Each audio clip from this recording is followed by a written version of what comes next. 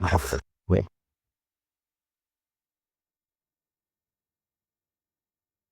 Hello, everyone, and welcome to Schmidt List. I'm your host, Kurt Schmidt. I am excited that you are here joining me today.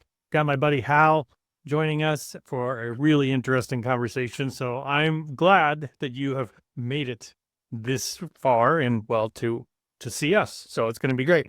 Before I get jumping into things, I do have to mention that the Solo Club is up and running on LinkedIn. So if you're a solopreneur or an independent business owner, it's a small private group that I put together just where people can share ideas, referrals, tips, tricks, other things. So that's going well. And then I should also mention the new book, 10-10-10, is available now on Amazon, and you can get it there.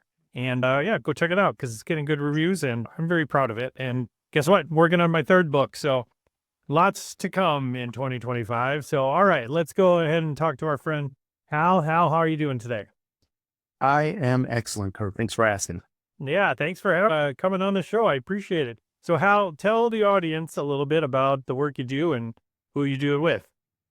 Absolutely. So my name is Hal Reynolds, as you heard. I am the founder and CEO of Disinvested Youth Gaming Initiative.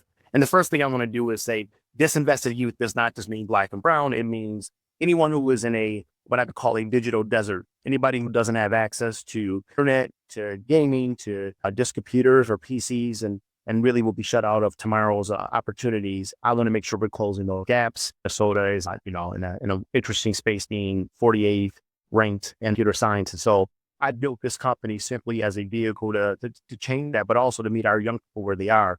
Who I work with, who our sponsors are, Morrison Construction, Concat. We have some partners like SkillQuest that do amazing work in this space. Hack the Gap that does amazing work with hackathons. And so those are some of our partners we're bringing to the table. And we continue to add new folks on that make sense for this work that we're doing. That's great. Thanks, Hal, for sharing that. I appreciate it. I want to ask you too a little bit. Let's go back to that ranking piece, right? So first I got to ask, who's number one? Who's doing this well? If I had to guess based on what I'm seeing with gaming, it's some of the bigger markets like New York, LA, and Texas. They seem to be flying when it comes to understanding how to bring in technology, but also jobs of the future. So they're winning a lot of bids for anything that's being built. They're going to those spaces. Companies that are doing innovation are also in those spaces. And I would have to guess that it's part of the pipeline that's being built there, particularly high school. Yeah, it's too bad to hear that because Minnesota's got a great history with tech. If you go back to Cray Research and the significant impact on the world that company had, you would think that we would be a lot further along, especially with innovative companies like the Mayo Clinic and stuff too. Well, and we've got a lot of great Fortune 500 companies locally. You would want to assume we'd be a little bit higher on that list, but I guess that's where the opportunity is. So maybe let's back up a little bit. What drove you into this space? Obviously, you saw a gap and you wanted to fill it, but what was kind of your personal passion around this? Yeah, great question. First, I want to give you some good news. We were 50th last year, and we are up to 48. And there are legislation, and we passed legislation in 2023 to also start solving this. So I do think Minnesota's serious about turning the corner here. As far as what kind of got me to be in this space, or what kind of woke me up, if you will, 20 years of retail was fantastic for me, and not soft lines, but hard lines. Apple, Best Buy, Circuit City. I had technicians, salespeople never selling tech.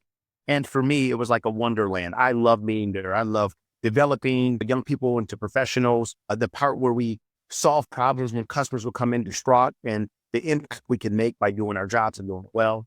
And so being in that environment, it was very special for me. I look forward to going to work every single day. If people say, retail, you look forward? I'm like, yes, I get to meet new people. I got to serve our community. Yeah. And more importantly, I get to serve young people and help them understand how these skills will forever serve them and their futures. Then with Best Buy, I actually ended up being the director for the Team Tech Centers of our program operations. So then I was able to kind of take all these skills and bring it to this philanthropy space where we were partnering with 501c3s, the Girls Club, YMCAs, and other community centers where you bring in a big investment. But ultimately, we try to set up what I call a tech hub to do some of the work that I'm talking about, closing these gaps. And honestly, it was fascinating. We had everything. They had everything, 3D printer, a professional recording studio. The challenge is it's very expensive. This was a $500,000 investment. And so from a sustainability standpoint, Kurt, from a standpoint of being able to reach more people, the model just is not able to do that. It's not built to do that. The other thing that I noticed they were missing was anything with gaming. And so I started to really look into this, try to understand it. And so for me, as I recognized that we need to meet young people where they are and that gaming is a universal marker, I thought my next step that made sense was for me to go to a gaming company. So I actually joined Wisdom Gaming that used to be out of Mall of America. It was at that moment that I saw the Minnesota Varsity League, the impact this has on our young people, how their eyes lit up, but also across all barriers, Kurt.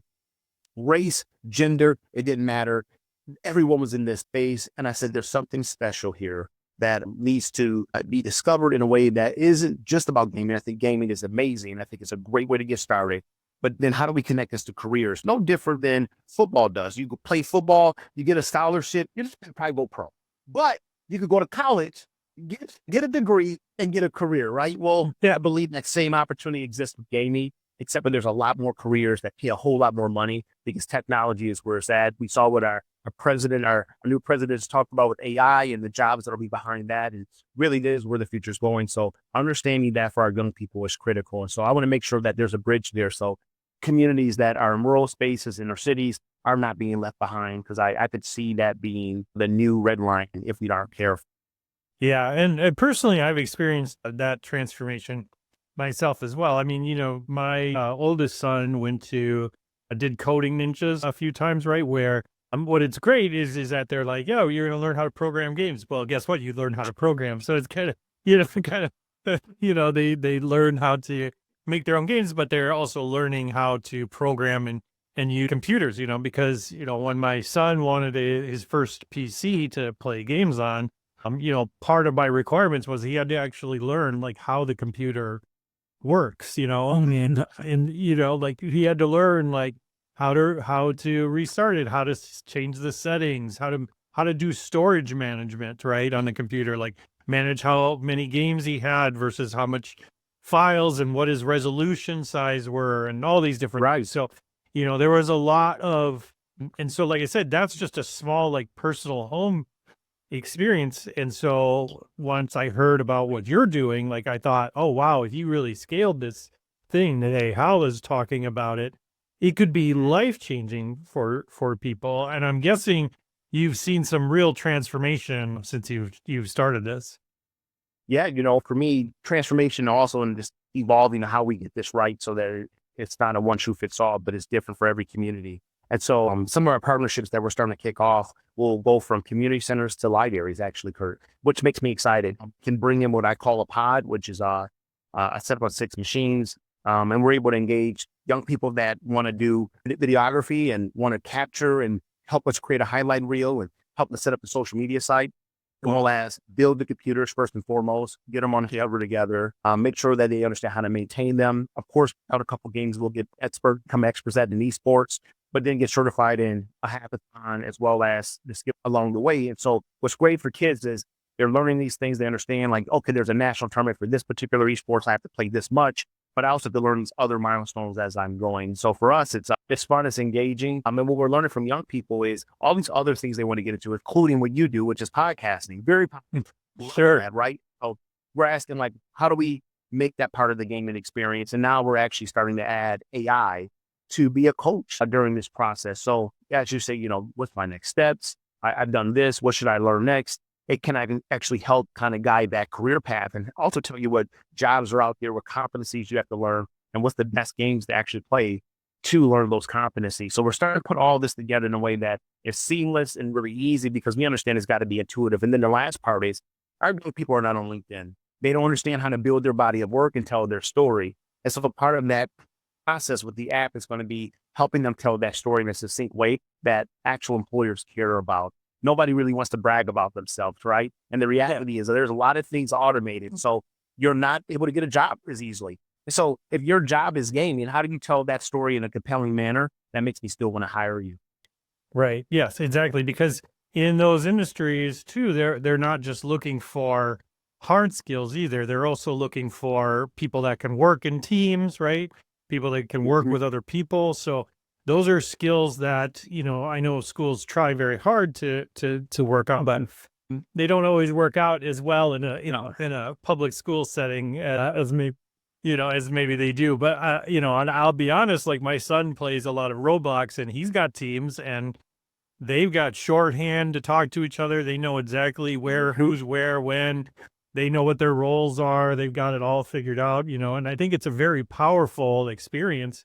And I talk to him all the time about translating that into the real world. And he's like, oh, I'm a little nervous, but I'm like, I hear you when you're on your ring. You're like over there, go, go, go, go, go. I was like, it's no different in real life, to be honest with you, to be a leader of people and managing people, right? And Kurt, that's actually a perfect example of some of the competencies that getting it alone won't create for you versus being on an esports team. The collaboration, the strategy, leadership that comes with it. These are all things your son's learning, doing exactly that. And again, they have a hard time conceptualizing that these are real skills and competencies that companies pay for. And so, part of that is helping them build that confidence that these are real things that are valuable in the marketplace. And so, yeah.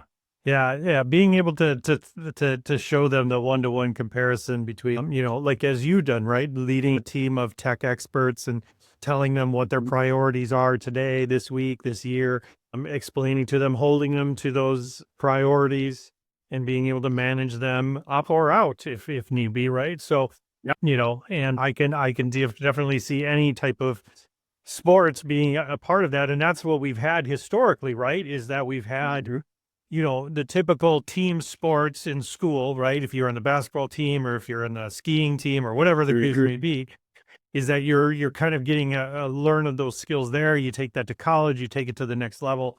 And then hopefully you can leave and take on those roles. But I think, again, especially for neurodivergent people, the idea of gaming being able to be that confidence booster, because maybe they're not as comfortable out on the court in front of hundreds or thousands of people, right? It might be a good way to build that confidence. And like I said, I could see it in my son, who's autistic, and it's just a fantastic area for him to really express himself and be able to test those skills, right? To test what he likes about it, right? Because not everybody wants to manage people, right? Right. My one of my favorite analogies I tell people our age, Kurt. Now you are a tech man, which I love and adore about you. Right. So when you and I talk, I know you naturally get all this, right? I mean, you can help, if you will. But when you have to a parent that is just kind of beside themselves, that their young person, their child is so into gaming. What I share with them, I ask them, have you ever seen the movie The Matrix? And they said, well, yeah, I actually have. It's one of my favorite movies. I'm like, great. I'm like, you remember when they did that thing in the back of Neil's head and Neil comes out and he says, I know karate. And Morpheus says, show me. I said, then they went back and he put it into action. I said, that is where we're moving. I said, so if I could tell you, I could put you in a virtual reality world, an augmented reality, which is a real thing, show you a skill, you actually practice it, actually use the hand nodules to do it, and you're in a 3D world. That's a real thing you just learned. Just because you didn't do it in person didn't mean that you didn't learn it. And so we have to think different, no different than there's careers in podcasting and being an influencer. I mean, you make a lot of money. Just because we didn't do it, just because we watch TV, they watched it. Right. So we have to get out of our own way and our limitations of what we believe when it comes to technology. And so that's why for me, Kurt, half the battle isn't just helping our kids. They're easy. They want this, right? Half of it is talking to grown-ups that don't quite understand it and getting them comfortable, because reality is this: the baby boomers took 10 years to adopt the VCR. Today, technology is adopted while it's still in beta, right? Yeah. That would have never happened with the boomers, right? They said, absolutely not. I want to wait for the third version. Prove it, right? But today's young people grow up with technology, they embrace it immediately. And so it's just a generational gap, as the people that hold the dollars still think a little differently. And the people that are saying, I need something different that engages me differently. My attention span isn't as long. And this is what gives me energy. And I like to do multiple things at once. If I can learn in that, I can do it for 10 hours. Matter of fact, I proved it because I just gamed for 10 hours. I know I can do it, right? Yeah. Now you take that and you bring that into the workspace. And all of a sudden, that same person is resilient. They know how to problem solve. They're resourceful, and they turn out to be a rock star employee. Oh, by the way, because they did esports, they know how to collaborate with others, work well with their peers, and all the things that matter. They understand their lanes, and all the things you want in a good employee. Yeah, well, and to your point though, too, adding on to that is there's a competitive spirit there as well, right? They're competing against others, but competing against themselves. They've got a sense of self-worth, right? I guess is kind of what I'm getting at, Yeah. where they feel that they're making an impact and that they can see what that impact is. And I think that's one of the things that I remember even as a youth was, oh, I'm just, I don't want to be one of those people that just joins the masses and, just kind of does the 9 to 5 and works for the weekend, right? Because I remember one of my first jobs was at a very large company, and a lot of the people I worked with, work was just a means to an end so they can get to the cabin for the weekend or something. It wasn't something they were passionate about the work. So for Right. me, work was a big part of defining who I was as a person. And for those types of folks, I find that it's very hard to follow those typical paths that your parents might have planned out for you, where, well, I'm just going to go get a degree and just work my way up until I can retire and then life starts. Yeah.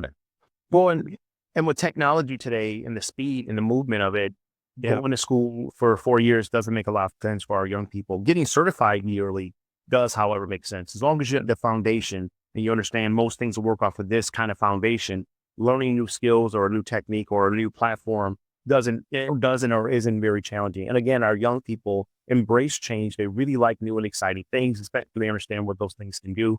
And so again, I don't think we've ever been in a better place. And the other thing is, there's an entrepreneur spirit that's connected to this. I know you were naming solopreneur. Is that how you say it? Yeah. All right. And so there's new lanes in entrepreneurship that didn't exist now because of technology and the how inexpensive it can be, where you can run a business, for you to be on your phone or something of that nature and really create quite a following and generate revenue. And so really special place. I just think we have to have more businesses that meet young people where they are versus making them think the way they think is wrong. So yeah.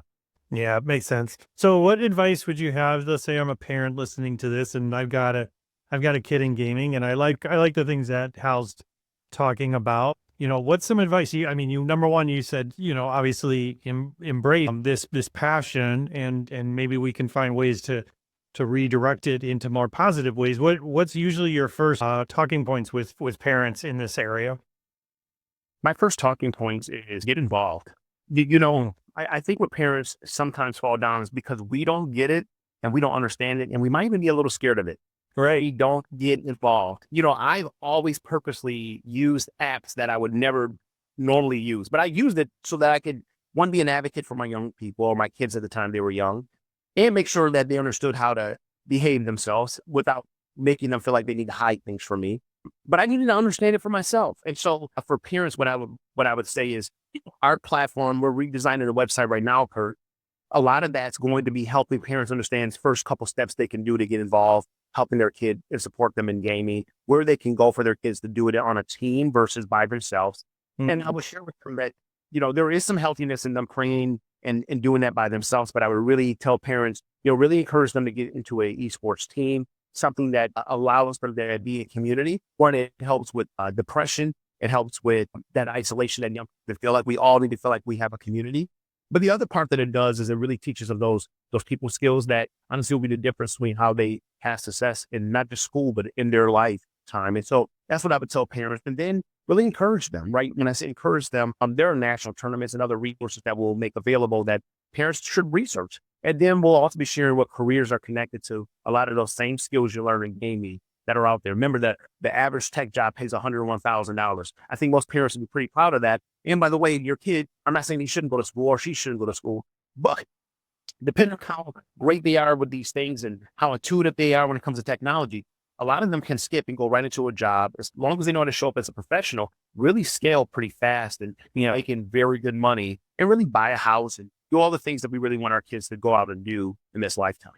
Yeah, I think it's so valuable because there's so many, and I listen to a lot of people especially just talk about, and, and I know, as you mentioned, it crosses genders, but men in particular are in a weird place these days because you're seeing more women are graduating college than men are. There's a real dip in what men's capabilities and the amount of investment in men that's happening out there.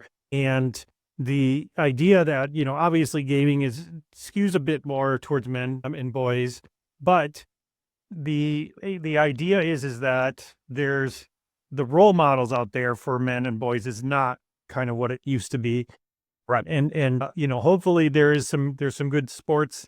There's a few sports people out there and stuff that I think are good, but as we find out, a lot of stuff comes to light after the fact that where you're like, I mean, such a great role model to be thinking about. And so for me, like, while it's great to idolize these big sports stars and these people or YouTubers or things like that, there's so many people in your community already that are doing similar type things, and finding those people that maybe not are 5 steps ahead of you, but 1 step ahead of you, 2 steps ahead of you in terms of skill and ability, and being able to partner with them and work with them can be such a push, especially at an impressionable age, right? Well, I couldn't agree more.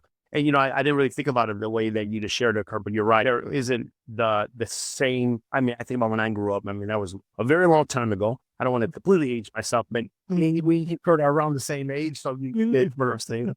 There were more, folks that we had were pretty special in what they did. And I don't want to say we're very safe. Yeah. And yeah, we do skew heavy with young men. Of course, we want to make sure young ladies feel comfortable in this space as well. And, I would also share that biology proves that, men are more likely to be able to focus on a thing and see that thing almost like a human being, where biology says young ladies or women, you naturally are better at nurturing, right? And so, these spaces make a lot of sense for our young men. I also think about a couple of years ago, Kurt, when young people were still in Kia car left to right, and we had a pandemic on our hands of stolen Kia cars. And these are young people that are brilliant that simply was able to get a video off of TikTok, had no outlet. And so instead, chose to do something mischievous. They're bad kids. They just had first time in their hands and nowhere to direct that energy, that brilliance. And instead it ends up like they're criminals instead of saying this person should be building the next, ship for NASA. Instead, they have a record instead because they didn't know what else to do with that talent, if you will. Oh, 100%. And it's that crowd mentality too. Like I mentioned, the people you're hanging out with, it just escalates, right? I had bad influences when I was younger and I got in trouble, and it was always, because one friend was daring the next friend or trying to look cooler to the next friend. And, as as a young man, like you can't not look cool to your friends. Otherwise, you might as well jump off a bridge. Right. So for me, like, yeah, I realized like who I was hanging out was a big part of who I was becoming as a man. Right. And who I wanted to become. And that was one great thing that I learned from my father is that, you're kind of how the people you hang out with kind of are a representation of who you are as a person. And so if you're not constantly trying to improve that group, if you're not trying to, and that doesn't mean throwing people away. In my mind, it's about adding on and adding more value in where you want to go as a person versus, hanging out where you used to be. And there's value in who you used to be, but there's so much more value on where you want to go. And there's always saying that if you're the smartest in the room, it's time to get out the room, Kurt. But the problem with our young people is they work so darn hard to find their community, and we find the community because we want to be comfortable. But what you and I know now at our age is that there's no growth in the comfort zone.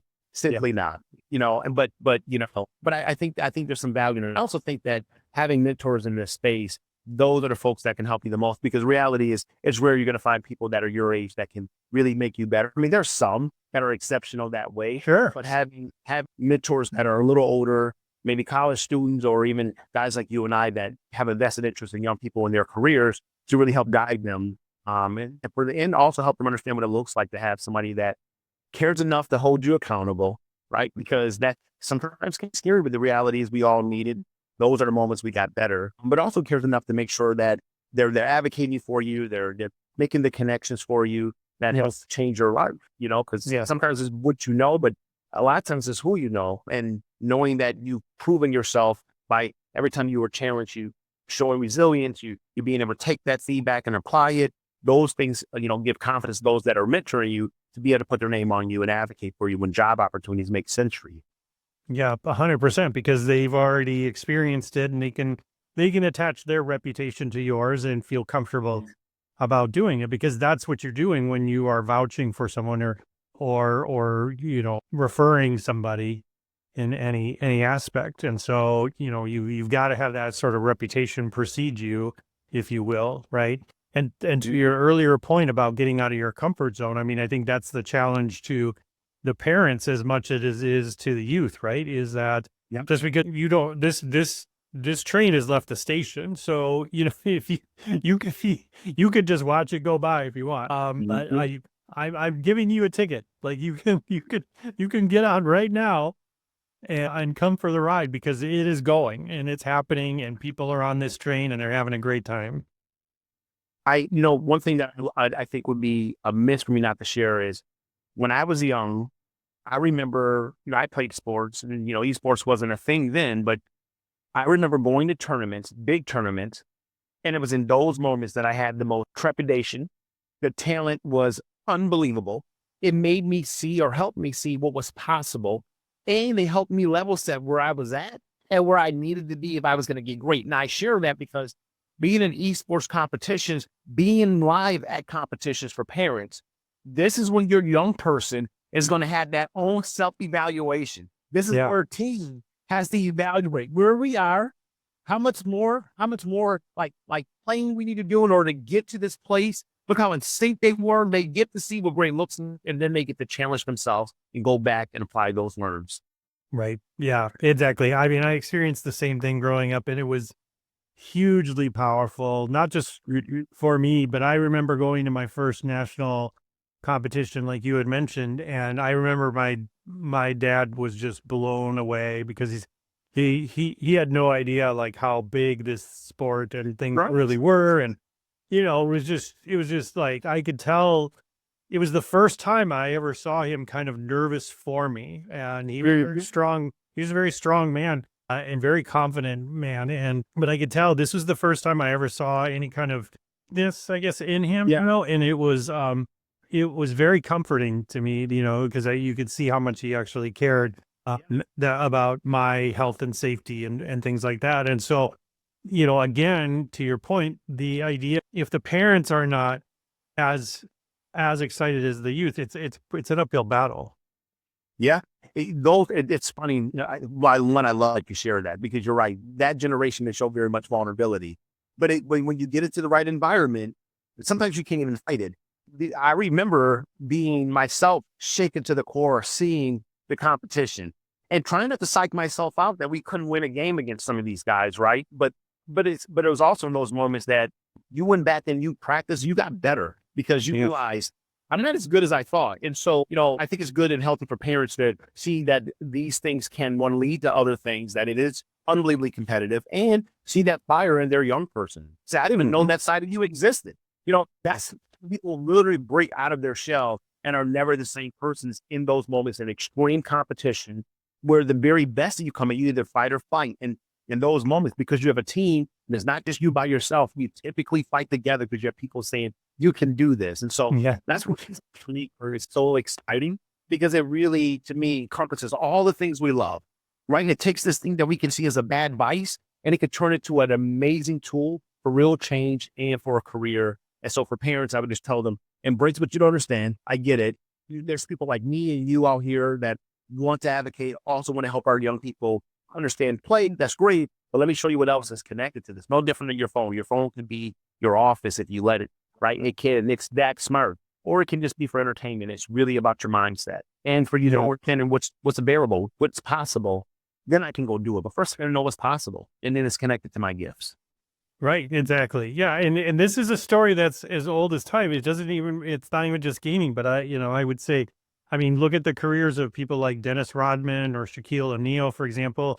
These aren't guys that grew up playing basketball, really. They got into it much in their in age, and they found they were good at it, and then they had to figure out how to work into a team versus some of the youth that, they play basketball in teams like, till forever. They start out there, right?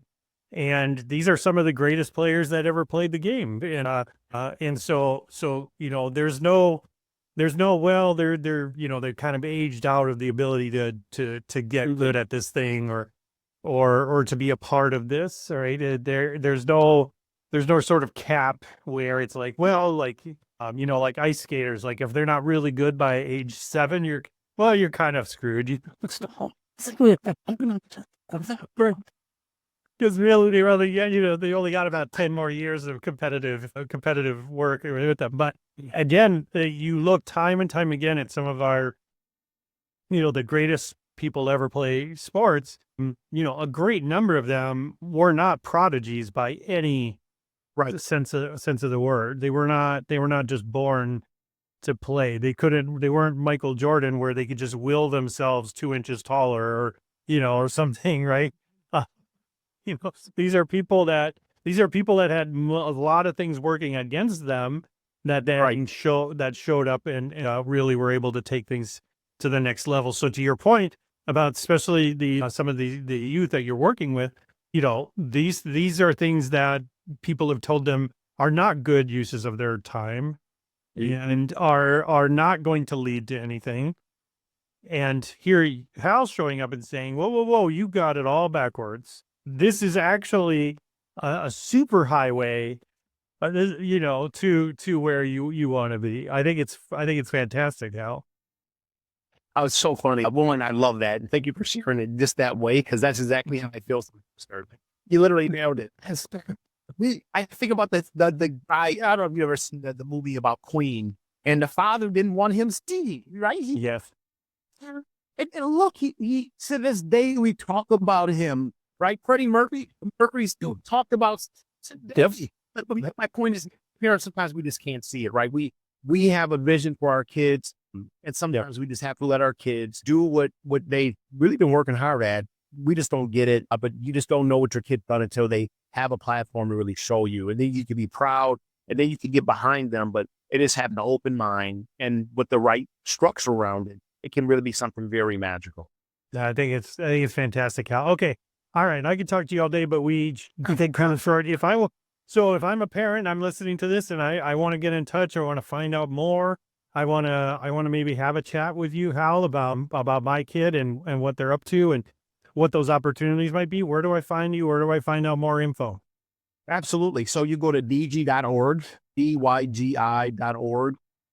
Soon to be redone. So it'll look very different here in the next week or so, but it'll give you a lot of insight and help you understand what we believe the gaps are, how this all works together, and what your young people will learn by being part of our program, and then where we're going to be in the program. The other part, you can email me directly at halreynolds@dg.com.